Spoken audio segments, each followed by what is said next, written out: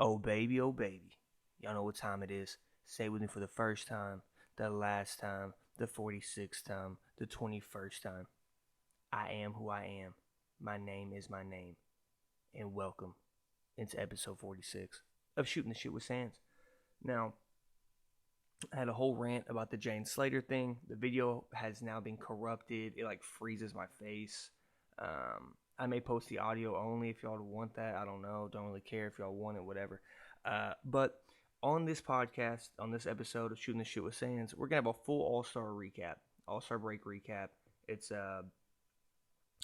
gonna be all the awards, the teams to watch out for in the second half of the season, good and bad. I got two teams for each conference, and then we're gonna do all pro, all of them, all three all pro teams. So I hope y'all enjoyed the pod. Sorry I didn't get that extra content on here. And once again, I apologize 100 times, but I'm gonna apologize again. I'm sticking to 2 times a week. I promise. I promise. Today is Friday. It is going to be uploaded now. This is recorded Thursday. Whatever. This shit's getting recorded on Sunday and dropped on Monday again. So y'all get ready for that, all right? I love you guys. Thank you for supporting and enjoy the rest of the pod. Okay, so I wanted to start off this second part of the podcast with an apology to the viewers and all that. I want to pump out content more, and I'm going to. I promise that. I'm going to stick to 2 times a week. This week I had some bullshit with Nia. Was going to do a segment with her. I'm going to still do it and post it on YouTube, but she kind of screwed me. She's trying to screw the pooch here. I'm not going to blame it all on her. I should have just posted the podcast anyways. The second half wasn't that good to it, so I just deleted it. And this is going to be the second half. I came up with the idea. Listen, might as well do an All-Star break recap, right? And that's what I'm going to do. But I wanted to apologize, man. I got to be consistent with my content. I have a little viewership going, man. It's actually really cool. Shout out to all the people from Twitter that are now subscribed to my YouTube channel. Thank you. Peace to you. But yeah, man, we're going to get into it. We're going to do the All-Star break wrap-up, all right? I got the NBA's best team, in my opinion. NBA MVP, Rookie of the Year, Sixth Man of the Year, NBA losers, winners, Most Improved Player, Defensive Player of the Year, the teams to look at the end of the season, the All-NBA teams. It's coming up. It's coming up right now on the greatest podcast in the world, all right? So let's get into it. So, as you know, it is All-Star Weekend, and that's awesome. This is going to drop on Friday. This is recording on Thursday. Coming off that Jane Slater stuff. That's why I should have posted that earlier, because it's a hot topic. You got to take advantage. It's a clickbait world. You got to take advantage of the Jane Slater stuff, right? So, coming off that, we're just going to go into my awards, okay? My awards, I don't have a Coach of the Year. I already know who it is, but I'll give that in a second. So, these are going to go pretty quickly. I'm going to go in depth on the All-NBA teams and things of that nature. But my NBA awards, HunterLeeSands, Shooting the Shit with Sands NBA awards, okay? Here we are. The best team in the NBA right now, in my opinion, are the Brooklyn Nets. Hunter, dear God, why don't you ever give the fucking Jazz some credit? Man, I'm sorry. I believe the reason I have Brooklyn above the Jazz. The Jazz haven't been missing one of their best players all year. You know, they've missed Mike Conley, absolutely. But he's not a Kyrie Irving or a James Harden or a Kevin Durant. And when are we going to give James Harden credit for playing all 82 every goddamn season? When are we going to start giving him credit? You know? But the Brooklyn Nets are an unstoppable basketball team. They cannot be stopped. KD's in, KD's out, does not matter. To me, they're the best team in basketball. They can score. They're the greatest offensive team ever. The offensive rating and efficiency numbers are through the roof. And, you know, it's going to be hard to beat them in the playoffs. And that's why those standings, the 1 through the 4 seed is going to be a big seed to get the fuck out the way of. Like, the Heat getting the 4 seed would be cool. I would rather play the 76ers. Y'all know what I think of Joel. I would rather play 76ers than that damn basketball team. I really would. So, on to the NBA MVP. Talking about the 76ers, It's obvious. I've been saying it all season. It's not close. I am the biggest LeBron dick rider in the world, man. I am, and that's what I do. I love LeBron, think he's the GOAT, all that. He is not the MVP. He's just not. And y'all have to take that and just deal with it, man. He's not the MVP. I know he's old. He's averaging less points, less assists, less rebounds than last year, and he didn't win the MVP. So what the fuck is the difference? Because Anthony Davis is out? Well, to me, I think his chances go up when Anthony Davis is in, because they're going to start winning games. They're going to look better offensively. They're not even in the top 10 in offensive efficiency this year. So it's Joel Embiid. He's second in the league in scoring, fourth in rebounding. He's averaging 30 points a game. Lowest minutes by a 30-point-per-game score of – it's the lowest ever. Lowest minutes per game. He's shooting 40% from the three-point line. What else do you want him to do? He's averaging 30 and 12, fourth in rebounding.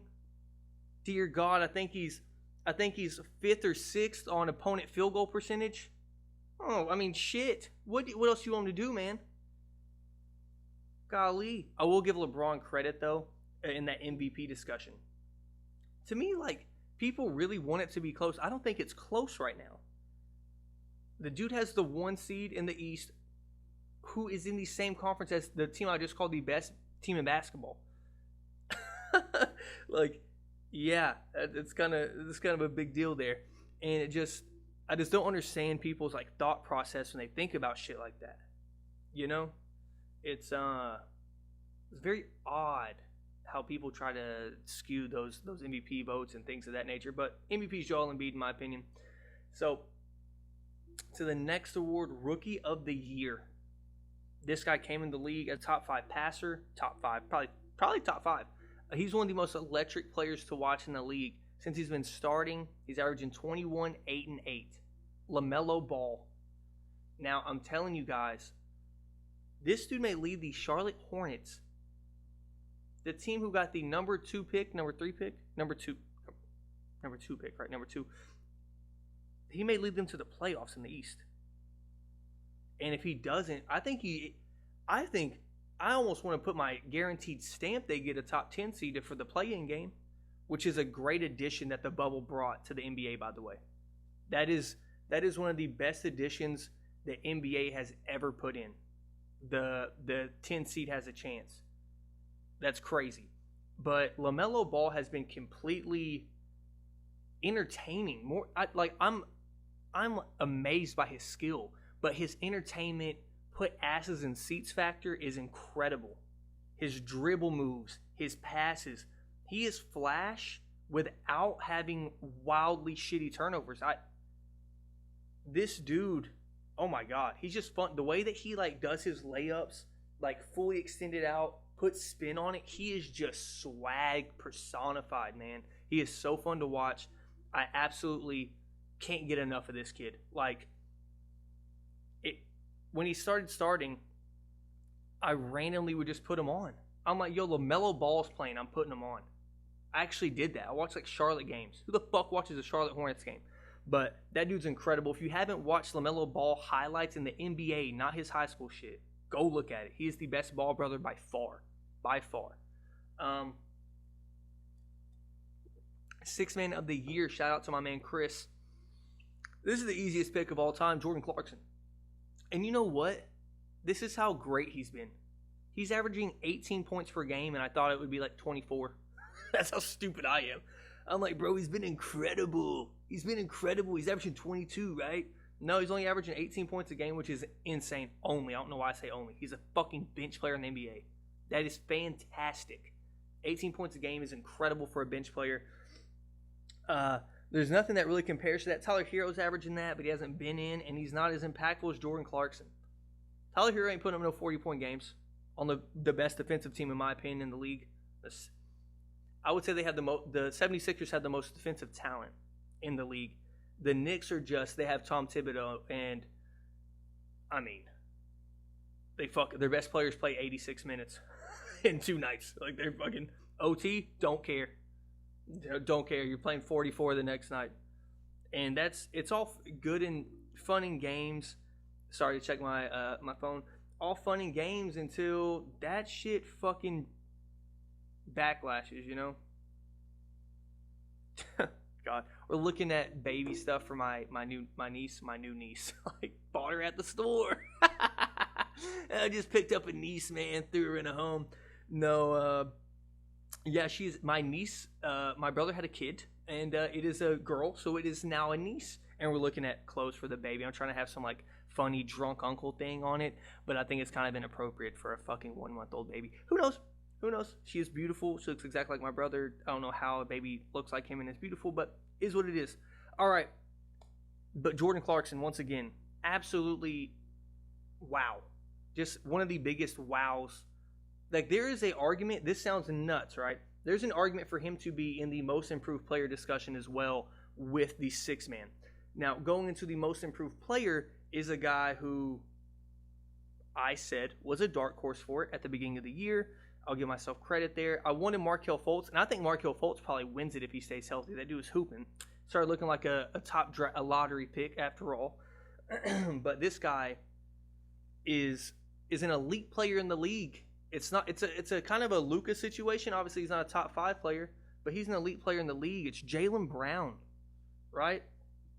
You don't see a lot of guys jump 5 points per game each night and go up with efficiency or even stay the same. He is shooting 50% from the field, averaging 25 a game. Do I have his 3-point percentage here?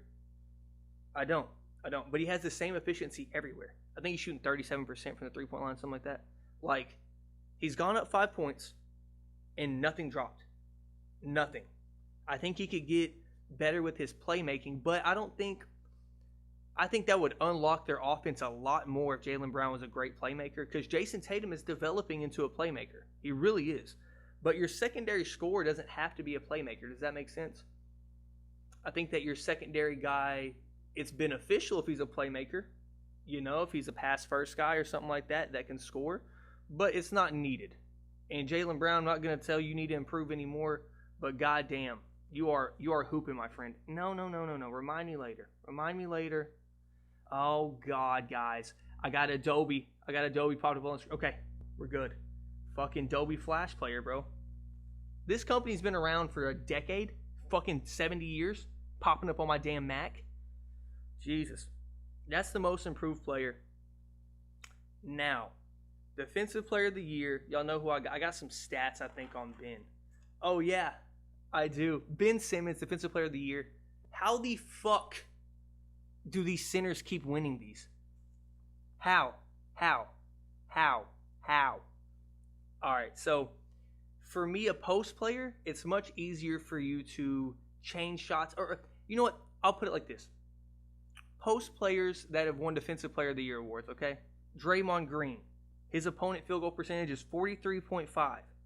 Rudy Gobert is 43.6. Now you tell me, who is more skilled? A dude that Draymond Green and Rudy Gobert is guarding, or Ben Simmons? Well, Ben Simmons is giving up 45% from the field. That's actually very good. Now, so I talked about how unskilled those guys that they guard are, right? Ben Simmons has been the primary defender on the team's top scorer 11 times for 9 different players. So he's guarding LeBron, Devin Booker, Dame Lillard. He's been the primary defender. When he's in the game, he guards them 70% or more possessions. You know how stupid that is? Against Luka, he holds Luka to 3 of 7, 0 from 3 from the 3-point line, and 4 turnovers and 1 assist. Stop playing with me. He is incredible. Some other stats. He's given up 39.8 field goal percentage per 100 possessions. His defensive field goal percentage at the rim is 40%. Rudy Gobert's is 39. Guys, do I have to keep going? That is fucking stupid. I did all this research to defend Ben Simmons because I'm tired of people I love Chris. I'd rather his team lose every fucking game than win. But Ben Simmons is a guy that I saw in college playing SEC basketball. He was getting shit on then for not scoring enough. He's getting shit on now, and people don't accept He is the best, most versatile defender in fucking basketball. Jesus Christ, give the man some credit. He averages 17, 9, and 9. He's an all-star finally. Fuck, they had the 1 seed. He is the second best player on the 1 seed in the conference. And the best defender. The primary playmaker. And he gets shit on somehow. I don't understand. Yeah. Anywho, that's my awards. My coach of the year is also, hate to say it, Doc Rivers. Think he's a choke job. Think he's ass. But it is what it is. I think he's the coach of the year. Ty Lue's up there as well, taking over that team. There's a lot of great coaches. I don't think Steve Nash deserves it. No offense to him, man. That's a Luke Walton situation in my eyes. Come in for 3 guys that are top 15 in the league, and you're going to get some dubs. That's no disrespect to him, but there's a reason they haven't improved on the defensive side of the ball either. You get what I'm saying? That has to be in your coaching. So, yeah, after this, what are we going to do? We want to do the All-NBA teams or the teams to look out for? Yeah, we'll do the All-NBA teams. Let's go with the All-NBA teams.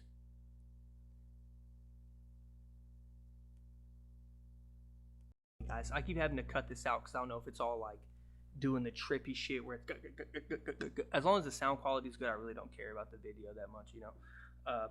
But so before I get into the All-NBA teams, which I'm about to get into, I think some teams need to be mentioned, right? I have NBA losers and winners, and then I have teams to look out for. I got 2 teams to look out for in each, or 1 team to look out for in each conference, and obviously you know the one in the East. So fuck off.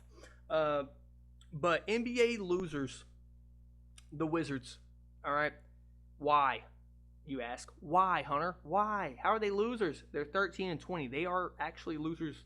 They're fucking losers. They get Bradley Beal and Russell Westbrook. Not just Bradley Beal. Bradley Beal, who has also, I think it's 12 straight games with 40 points. He's lost 12 straight games where he scores 40 points. They got Russell Westbrook, thinking it was going to be a great addition. They haven't looked well. They're getting a little hot towards the All-Star break, but if I went and looked at their schedule, I bet they don't have any really like hella quality wins, you know. So I know they beat the Nuggets on some bullshit ass shot. I think they beat the Nets too with that wild finish. Yeah, they just like very underwhelming. Sabonis got his money, not playing well. It's just not looking good for them right now, and I wouldn't be surprised if they make it in the top 10 seed. They have too much. They have 2 guys that are too talented, right? And like I said at the beginning, I forgot to delete the segment. Russell Westbrook, I wanted to talk about it. I think that a guy like that, it was funny. I went into this rant on the segment I deleted on the podcast about the LeBron jump in talking about Joel Embiid. Right, talking about how he is taking the LeBron jump. That's what I call it. The athlete turned into superstar athlete with a jump shot. That's why I was very pissed off about Derrick Rose's career, because he had a mid-range jumper from the get-go, a great floater, great in-between game from the get-go, and now he's just butter, you know. And Russell Westbrook never took that jump. And guys like Russell Westbrook, their athleticism matched with their scoring. They are parallel. So when one goes down, the other goes down. They correlate too tightly. So LeBron can lose his athleticism. He can shoot 40% from the three-point line now, shooting 6-7 a game. You know, that's the difference between that Joel Embiid shooting 5 a game, something like that from the three-point line, 4 a game, hitting 40% of them. That's that jump you have to have, and it's too late for him to take it. Now, there's some players like Jimmy Butler, who is an underrated athlete, but he's also just a hard-working player, gets his points at the rim and can shoot a mid-range jumper. He knows his game. You know, it's different. But they're losers because they're just having a disappointing season. The Pelicans, to me, are the biggest losers this season. And this is why they get Stan Van Gundy. And unfortunately, he has spoken on it a lot of times about how they haven't been able to practice defense. And you see teams like Dallas. They got to practice defense, and they gave up like 115 wherever the fucking Celtics. But they look good on defense, though. They're not giving up 120. And the night before that, I believe they played the Memphis Grizzlies and only gave up 90 points, 102 to 90 or something like that. And you can see the practice schedules are kind of fucking the players right now and fucking new coaches. And I think that's why the East is so weird right now, you know? A lot of shit like that. A lot of teams are built off practice. That's why teams like the Knicks, I don't think are built on practice. They don't need practice because Tom Thibodeau is going to motivate your ass to play defense and play hard, and they're going to out-fucking grind you every night. That's why those teams in this type of season are hard to beat. And we'll talk about one of those teams, and, you know, it's going to be the Heat. But that's why I think the Heat are one of the teams to watch for out of the East and to see how they're going to escalate. We're going to get back on track, man. Y'all know how it goes. But another loser, the Rockets. What the fuck's going on? I tell you, but they're kind of winners, right? Because they got Christian Wood, and now you see how much of an impact that guy makes. You see 22 and 10 show its face. You're like, holy shit, they're missing Christian Wood. They lost James Harden. That's the big loss to me. I think it sucks because they got a good coach. They got a great young coach. I'll even say it, a great young coach. They unfortunately had to they got rid of fucking Russell Westbrook for John Wall and that Boogie Cousins. But that Christian Wood signing is a win. But they're losers because they've lost fucking 10 in a row. They're getting shit on. They stink. They stink. I was betting against their ass. No, I'm kidding. I hadn't bet in a while, guys. I've been good. I've been saving money and shit. Jeez, who'd have thought you don't bet, you'd save money? It's fucking crazy. But the Rockets fucking stink. They should be in full rebuild mode. That's why I don't get the John Wall trade. I honestly never got it. I understand if it was an expiring contract. I don't know. It's very odd. It's very odd for me. But the last one is the T-Wolves. Fuck Cat. You know, Karl-Anthony Towns. Y'all really... That is so mean. He's been through a lot. He's been through a lot this year. Prayers up for him. Jesus Christ. I'm so insensitive. But for real, they passed up on Jimmy Butler and they traded him around, and thank you for that. Thank you for passing up Jimmy Butler. Now you're 7-29. You're a fucking bum-ass team. It's going to get another first-round pick. First pick. Shit. For what? For what? NBA winners. 76ers, obviously. Get a new GM. Signings off the chart, and they're painting out great. Before COVID, Steph Curry was the best shooter in basketball. Right? Y'all know what I mean percentage-wise. Jesus Christ. The Nets winners got James fucking Harden. They got James Harden. Kyrie Irving's doing his mental health shit. Cool. I've accepted Kyrie more now. He's doing his thing. Whatever. I've laid off Kyrie, and I will continue to lay off. Okay? The Nets just look amazing and unstoppable. I just talked about them. Third winner, Phoenix Suns. Second seed in the West right now, man. CP3 comes along. Jay Crowder comes along. You win. And I think certain things are hindering DeAndre Ayton's growth. But I think he's also not a real number two. So I think I was wrong about that. I thought DeAndre Ayton could turn into something very good this year. And he's still a baby. You know, he looks like he's 64. You know that old Asian guy at the table in Inception? I feel like that's fucking DeAndre Ayton. Like, he looks like him in the face, but he's 20-something. He is in the Inception himself. Those PEDs tore a hole in his ass. All right. Jazz, first seed, obviously winners. Donovan Mitchell looks fantastic this year. Y'all know how it goes. They're hitting threes in bunches, but I think you had to watch out for them. I don't think they can sustain this the whole season. Now, last year they were the number one team in three-point percentage last year. Great defensive team. To me, they lost Bogdanovich and didn't end up being their full potential. They got single-digit losses going into the All-Star break. I can't really shit on them that much. I just think keeping that type of shooting and level of play up is why some teams don't want the All-Star break right now. Phoenix shouldn't want it. Philly shouldn't want it. The Nets don't give a fuck. They get rest. And we really need to talk about KD's injury. And they're on my team to watch in a bad way in the second half of the season. So, yeah, and the teams to watch, okay? So the Blazers. I think they are the 5 or 6 seed right now in the West without C.J. McCollum, who leads the league in three-pointers per game and is second in the league in real plus-minus. Yes, C.J. McCollum is second in the league in real plus minus behind LeBron James. So get the validity of the stat. Number 1's LeBron. Number 2 CJ. Number 3 Steph. Number 4 is Joel, and number 5 is Jokic, I believe. Or number 8 is Jokic, sorry. And number 10 is Dame Lillard. This is the only team with 2 guys in the top 10 of real plus minus. So it's a real big loss for them, man. CJ McCollum's coming into his prime, and y'all know how I feel. I could see them in the Western Conference Finals, man. I really could. With Derrick Jones out there, who I love, Enes Kanter being their starting center is not okay. Not okay. Not okay. Now in the West, another team to look for is the Lakers. How is AD going to come back from injury? How is he going to look? How long is he actually out? Because right now they're falling fast. They are falling fast in those standings, man. And it's not looking too shabby for them. Not looking too good. I think we realize why Dennis Schroeder and Montrezl Harrell are restricted to being 6 men. I think we see that now. But don't get it twisted. If AD comes back fully healthy, this is what people that were LeBron fans were scared of in the first place. How healthy could this guy stay through the completion of his career? After that 1 year, he was barely banged up last year. He had one of his healthiest seasons ever last year. And now he is 7 foot tall dealing with tendinitis in his fucking Achilles. That is huge, man. That's bad. So, and on the other end of the spectrum, on the East, a guy who's dealing with an injury on his Achilles as well, Kevin Durant. Now, here's the thing, guys. Now, I know you're thinking, well, he's just sitting out and he's trying to be...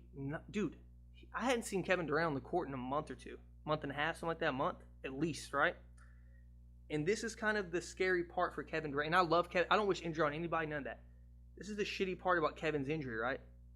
It hasn't been the same thing every time. It's been the foot, the ankle, the knee, the hammy. To me, and that's on his Achilles leg. So we're talking gradual impact all the way up his leg. That's what we're talking about here. This is not good, and I think we as NBA fans should keep an eye on it. Now, Kyrie and Harden, to me, is enough to win the title. So let's not get that twisted. But without KD, that team is not a guaranteed NBA Finals team. You get what I'm saying? To me, if they have KD healthy, they're a shoo-in. Versus anybody. A shoo-in. Yes, a shoo-in.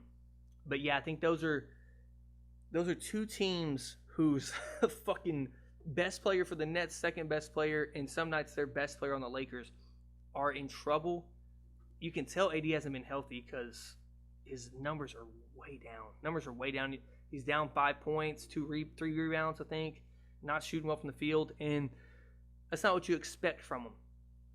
But his worst season is still better than what I think is Bam's best season so far, right? So he's averaging 22 points a game. But the team I want to look at the East, y'all know who it is. This team on my shirt, Miami. But why? Number 2 in defensive efficiency since Jimmy Butler came back. Our assist percentage is up. Our 3-point percentage is up. And we're getting healthy. With this rest, Bam Adebayo is out tonight versus the Pelicans. Just got the alert on my phone. Jimmy Butler's back. His knee inflammation is going to be fine after All-Star break. Tyler Hero's going to be healthy after All-Star break. We're going to get in a rhythm here. Dragic is back. We're getting our troops back. Avery Bradley may be fully healthy and ready to go.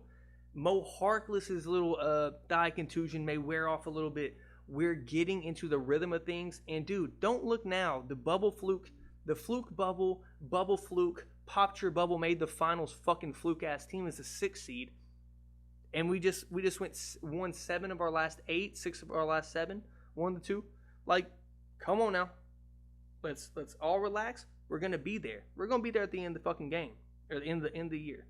We're gonna be there in the playoffs, top 5 seed, ready to rumble against anybody in the fucking league. And we got a top 10 easiest schedule, and that's why I think the Mavs will be a team to look out for too, and to look out for their trade deadline moves. And if they don't make any, I think they will be very regretful. Very, very. You're wrong. Wrong. Wrong. Again, camera goes out. You got to just re record it. Okay. Here we are, guys. All NBA teams. Crazy. I know you're going to have some pissed off thoughts. That's fine with me. Listen, I don't give a fuck what you think. Okay? Comment if you think I have any of these wrong. Please, comment underneath. Comment below. Fucking message me on Twitter. Don't care. Alright? Tell me who I got wrong. First team. I'm already getting into it. Dame Lillard. Hunter! Steph! You forgot Steph! No, I didn't. Calm down. I think winning plays a part in all pro teams. It's not the all-star team, man. And y'all, I'm not saying he can't surpass him. This is not my permanent team for the rest of the year. This is my first half NBA all-star break all-pro teams. Steph is not in the playoff picture. He is what, the 9 seed, 8 seed? No, he's in the 9 or 10 seed. He's not in the playoffs. Or he would have been number 1. Dame Lillard is without 2 starters. CJ McCollum. I already gave you the stats on CJ. And he's without Nurkic. So that plays a part with me. He's carrying his team. You know what I'm saying? God, this fuck. Here I go with my hat. We're going to have a goddamn hat compilation. HunterLeeSands fixing his hat compilation. Look at this. All right, there we go. Jesus Christ. Leave it alone. Fuck it. I look great. I'm beautiful. Anyways, did y'all see that dude with that jaw exercise? He was fucking chewing on fucking gum for 7 hours. Anyways, and it's flawed, guys. You have to have 2 guards, 2 forwards, and a center. So we know who's getting left off, right? James Harden, averaging 26, 9, and 11, shooting 52% from the field and shooting 42% from the fucking 3. He's balling. LeBron James, he's going to be first team till he dies. It's like one of those narrative things. He deserves it this year, though. Let's not play around. He's one of the best perimeter defenders in basketball right now. Am I doing that thing that I used to do where I talked really fast on my podcast? I think I'm really hyped up for the game. It's 7 o'clock almost. I'm hype. Slow it down, Hunter. And then I got Giannis, 29, 12, and 6. He's shooting 56%. Giannis doing Giannis things again, but he's disqualified because of the unwritten rules of the MVP. And then obviously you have to have the MVP trophy holder, Joel Embiid, in there. So my second team, Steph Curry. Steph Curry. He's averaging 30 points, 6 assists, 6 rebounds. Damian Lillard's averaging the same amount of points, more assists. And once again, guys, I just think that I'm not saying Damian Lillard has a bigger load than Steph because Steph's team fucking sucks. All right? Steph's team sucks. I just think that it's the seeding, man. That does matter. I'm sorry. Like, if Steph has a play-in game and loses, then the narrative is crazy. You know what I mean? So, and once again, I bet Steph doesn't have a fucking play-in game or anything like that. I'm just going off what I see now. Shit. Second guard on the second team is Kyrie Irving. It's like this weird thing that it seems like Kyrie Irving's been out a lot. Very weird, right? Kyrie Irving's averaging 27, 6, and 8, I think. 27, 6, and 8. Going off this year. Only reason he's second team is because Harden is playing better than him and more efficient than him on offense. And yeah, man, Kyrie Irving has been absolutely amazing this year. He's Showtime again, man. He's also that entertainment factor player. Kyrie Irving's played 26 games this year. People act like he's missed fucking 12 games. He sat out like a week. And like I was hard on him. I was. I just think this guy, unfortunately, takes advantage of his job being a basketball player, and I feel like he doesn't understand how. I'm not one of those guys that's like, he's lucky to be making millions of dollars playing ball. But if you go into your job and go like, yo, don't feel like being here, I need a break, to your boss, they're like, what the fuck? Okay, don't come back, you know? And he did that without telling people. So that's why I was kind of pissed off about it. You know what I mean? It is what it is. Anyways, Kawhi Leonard is the next forward, who, by the way, is having his quietest, best season of his career. 27, 6, 5, 51% from the field, 39% from 3. Still effective defensively, one of the best perimeter defenders of all time, by the way, in his younger years. People forget that. And his teammate is the next forward on the list, Paul George, averaging 24, 6 and 5. Good God. Guess what he's shooting from the three-point line? Not the field, the three-point line. Oh my God, 46%. Holy shit. What? What? 46%, dude. Shooting 50% from the floor. His shooting splits are absolutely insane this year. Paul George really has got a redemption year. And if you didn't hear, he has his OG trainer back that made him the I believe he made first team in 2018, 2019 with the Oklahoma City Thunder. His first year there, he made the first team. And that dude is just, he's back in that mode. He's back in go mode, man. And I really am happy for my shit on playoff piss. Had to get the shot in. He is a very good player. He's just one of those guys that chokes in the playoffs to me. That's all it is. Nothing crazy. And the best player, this is going to be the best stat line of any second teamer of all time because I don't see it going down. I really don't. Nikola Jokic, whatever it is, right? I want to pronounce it right. He's averaging 27, 11, and 9. And here are these splits. He's shooting 57% from the field and 42% from 3. 27, 11, and 9. Dog, he is a fucking honey bun eating, camp at the free throw line fucker. Dude, if somebody scored on me like that at the rec center, you playing at the Y with the homies, and this flat-footed fuck is dishing out behind the back passes between the defense, throwing shit over his head, oh, I'm fouling him. I'm fucking him up. Oh, I'm fucking him up bad. And yeah, that's second team is Steph D-Book. Jesus Christ, I have him on the honorable mentions list, so he doesn't make the third team. Sorry to tell you. Kyrie Irving, Kawhi, PG, and Jokic. And the third team, Ben Simmons, Defensive Player of the Year, has to make it. He's gonna, dude. By the end of the year, I guarantee this: Ben Simmons will be averaging 19, 9, and 9, and making y'all look fucking stupid. The second guard on this team is Bradley Beal, and there's going to be a uproar about Devin Booker not being on there because I truly believe, and unless Devin Booker ups his points per game or what have you, he's not going to get the recognition he deserves. He didn't even make the All-Star team by the media. These are the same guys that have to vote on it. Now, if the Suns end up still being the second seed, which that's what my prediction is, I'm trying to kind of predict the rest of the season, but Bradley Beal to me has to make it because individually he has been one of the best players in basketball. You can't say he's not playing to win. You can't say he's not trying to get teammates involved. He's averaging 33, 5, and 5 on 48% shooting. If that doesn't make an all-NBA team, then what the fuck does? You get what I'm saying? And then I got the duo in Miami, Jimmy and Bam. Yes, during the All-Star. I know, guys. I know you're like, how the fuck do you put Jimmy in there, man? What does this team look like without Jimmy? You know, and it is biased. You're damn right. Give me a forward that makes it. Kevin Durant's been hurt. I don't even know who else you'd put in there. You ain't put Joe Ingles or Anthony Davis or, you know what I mean? And Bam has been one of the best defensive players in basketball. And then we have Rudy Gobert. Oh, Rudy. Tyler Hero averages more points than... I'm slamming shit. I get so mad talking about this unskilled fuck.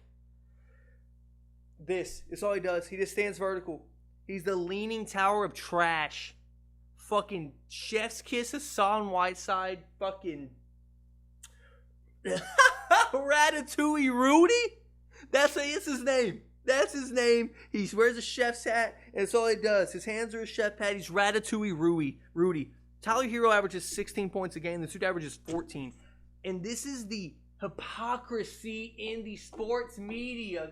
God, I'm about to get mad. How the fuck do you call a dude elite, right? Elite. How do you call a dude elite? You put him on the third. He's going to be a third teamer every year. He's never going to make it over Jokic or Embiid. And there is a true argument to put Nikola Vucevic in there above him, by the way. There is a argument to put him in there. But... And honestly, me personally, I probably have him in there, Nikola Vucevic, but he has 13 wins on the season. He can't make an all-pro team to me. And I know, but you just put Bradley Beal in. Shut the fuck up. Shut the fuck up. Because no other team has a guy like Bradley Beal. Rudy Rudy Gay. He wishes he was as skilled as Rudy Gay. Rudy Gobert is the number 1 seed in the fucking West, okay? I understand. I may be a hypocrite too. Hypocrisy? Am I sports media? No! I'm not. Listen. They talk about this guy like he's an elite player, and he makes third-team All-Pro every year, and I swear it's just by default. They fill it out, and they just go third-team center, Rudy, fill the rest in. LeBron first team, fucking Steph first team. What's the rest? Nikola Jokic second team. It's fucking stupid. Stupid. Ratatouille Rudy. Chef's kiss Hassan Whiteside. I'm not going to call him a bitch. Coronavirus spreading motherfucker. You started this. You canceled all the games, you fuck. I'm trying to stop cursing directly at players because maybe this shit blows up one day. And then I'm just going to start getting quoted. HunterLeeSands says Kyrie Irving is a fraud. Rudy Gobert called him a 7-foot tall pussy Hassan Whiteside. Whoa. I revoked those claims. I've deleted the episode and I publicly apologize to you, Rudy. I'm so sorry. God damn. Can I get an interview? Oh, Rudy Gobert sucks dick. Rudy Gobert is ass at basketball. That man is a massive human. Joel Embiid put 40 and 20 on his head. Y'all talking about some defensive player of the year. Fuck out of here. God. Okay.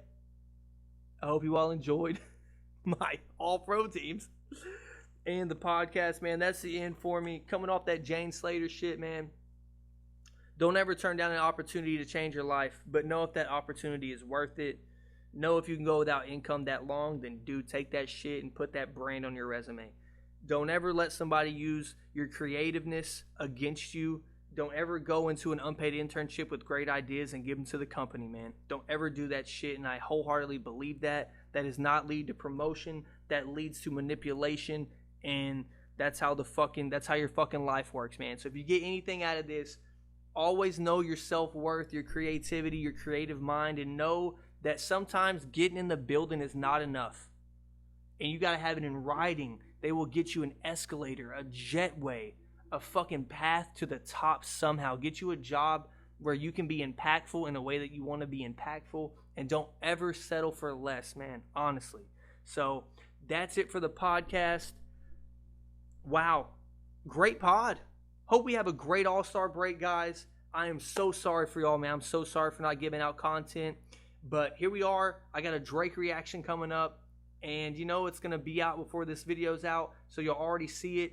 Man, hope it's some fire. I love you guys. Keep supporting new subscribers. Like, comment below what you agree with, what you disagree with. What are your all-pro teams? Maybe you want to give me your first team, you know? Just let me know, man.